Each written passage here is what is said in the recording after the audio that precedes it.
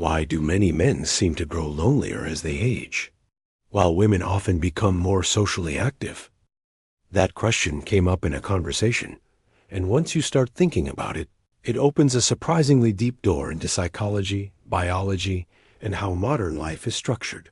Welcome to today's Short Curiosity episode. Let's start with the basic observation. Many people notice the same pattern. Older men often appear more isolated, while older women tend to stay socially connected. At first glance, it might look like a personality difference. But when you dig a little deeper, the explanation may be less about personality and more about how social bonds are built. One idea that emerged in the conversation is that male and female friendships often operate through different mechanisms. Men tend to bond through shared activity. Women tend to bond through conversation and relationship. In simple terms, many male friendships form side by side. Two men fishing together, working in a garage, watching a game. They might not talk much at all, but the activity itself creates the connection. Female friendships often work differently. They are more face-to-face. Conversation, sharing stories, discussing feelings, everyday life. The relationship itself is the activity. Now here's where things get interesting. If male friendship is built around activity, what happens when the activity disappears? Think about work.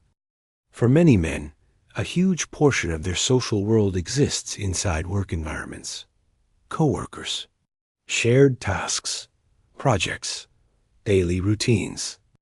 When work ends, through retirement, job changes, or relocation, that social structure can quietly collapse. The friendships were real, but they were attached to a shared environment. Remove the environment, and the connection sometimes fades. Women, on the other hand, often maintain social ties through ongoing communication. Phone calls, messages, meets. The relationship itself keeps running even when the shared activity ends. So the difference might not be age. It might be structure. Another idea that appeared in the conversation is that men often rely on fewer social channels. A man's social world may revolve around a few key areas: work, sports, or hobbies, and sometimes a romantic partner. If one of those disappears, the network shrinks quickly. For example, when a partner dies or a marriage ends, many men struggle to rebuild social circles. Interestingly, widowed women statistically tend to rebuild social networks faster, not because they care more about friendship, but because they already maintain multiple relationship channels. But the conversation didn't stop there. It raised a deeper possibility. Maybe this isn't just social habit. Maybe it's something older, something evolutionary. For most of human history, men didn't live as isolated individuals. They lived in small working groups, hunting parties, war bands, construction teams, exploration groups. These groups were built around shared risk and shared goals, side-by-side cooperation, not long conversations. If that's true, male bonding may have evolved in environments where people worked together toward tasks. In that world, activity wasn't optional. It was the glue. Remove the activity, and the bonding system might struggle. And that leads to a fascinating question. What if modern life quietly removed many of the environments that once supported male social bonds? Think about earlier social structures.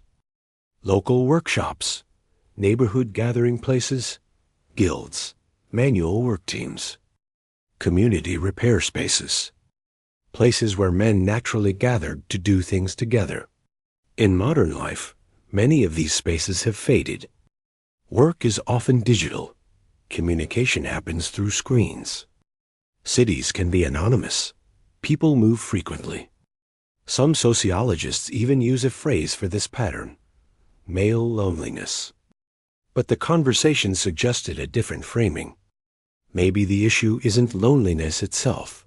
Maybe it's missing environments. A kind of tribe shortage. Imagine a brain that evolved expecting a small team, maybe 10 or 12 people, cooperating on tasks. Now place that brain in a world where most work happens alone behind a screen. That mismatch might create tension. Not because the person is flawed, but because the environment changed faster than the social wiring. And here's another curious observation. Men rarely say something like, "Let's form a friendship club and talk about our feelings," but they will show up for a motorcycle ride, a fishing trip, a woodworking workshop, a repair project. Shared activity still draws people together. In fact, in some countries, small community workshops have appeared where retired men gather to build or repair things. The official purpose might be woodworking or fixing tools. But something else quietly happens. Conversation, friendship, a sense of belonging, not therapy. Just a place to do things together, which leads to a subtle but powerful idea. Many men may not need more conversations. They may need more shared missions. Small teams, shared effort, a reason to stand side by side. Maybe that's why certain activities, sports groups, riding clubs, repair spaces, still create strong social bonds. They recreate an ancient pattern. Action first, connection follows. And perhaps the biggest takeaway from the conversation is this. What looks like loneliness might sometimes be environmental mismatch. Put someone in the wrong setting and they struggle. Put them in the right group with the right shared task, and something shifts. So here's a final thought to leave you with. Are men actually becoming lonelier with age? Or is the modern world slowly removing the kinds of environments where male friendship naturally forms? Maybe the real question isn't about age. Maybe it's about where we place people and what we ask them to do together. And if human social wiring still expects small teams and shared missions, what would happen if we built more of those spaces again?